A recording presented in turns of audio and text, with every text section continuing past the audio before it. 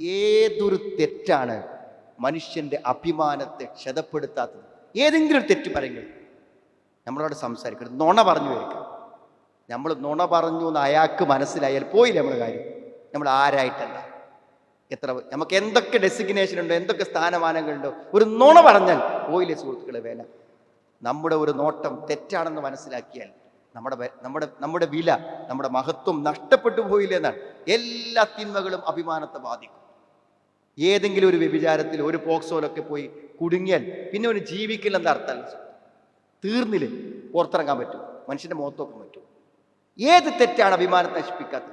നമുക്കറിയില്ലേ ഈ തെറ്റുകൾക്ക് അങ്ങനത്തെ ഒരു പരിണിതി ഉണ്ടെന്ന്? എന്താണ് മനസ്സിൽ ഓർമ്മ വരാത്തത്? വലാ തഖറബുസ്സിന ഇന്നഹു കാന ഫാഹിശതൻ വസാഅ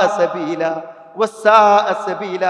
മോശമായ വഴി, മോശമായ മാർഗം, അത് തിന്മയാണ്. എങ്ങനെയാണ് അങ്ങനത്തെ ഒരു തിന്മക്ക് അവന് ധൈര്യം വന്നത് എന്ന് ചോദിക്കണം.